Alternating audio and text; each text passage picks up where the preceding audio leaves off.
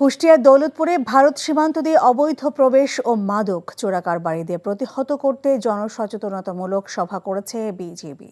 শুক্রবার বিকেলে সীমান্তের 40 পাড়া বিওপি এলাকার চরপাড়া সরকারি প্রাথমিক বিদ্যালয়ে এই সভা অনুষ্ঠিত হয়।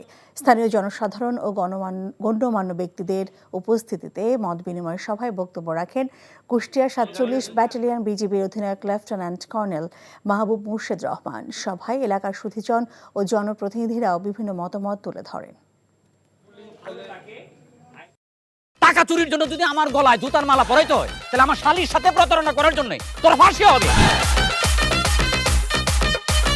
দুলা ভাই, আপনার তো ঘর জামাই বইলা একটা পরিচয় আছে, আমার তো তাও নাই। ছেলে রাজনৈতিক ফ্যামিলির মেয়ে হয়ে ওই কাজ করবে। যারে পাবো হারে পিটাবো, রক্তের নেশায় ধরছে, রক্তের নেশায়, কাঁচা রক্তের নেশায় ধরছে। তোমার এই পলিটিক্স আমার বাম পকেটে থাকে। তোদের বউরে ঝামেলা পাকাই। এই বেটাই, আমি তখন বিয়ে করিনি। দুইটার আমি গুলি করে মারু।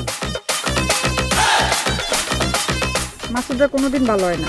আপনার পোশাক আশাক দেখে কিন্তু আপনার তালুকদার বংশের লোক মনে হয় না আব্বা, আপনার মনে হয় যে আপনি ফকির বংশের লোক।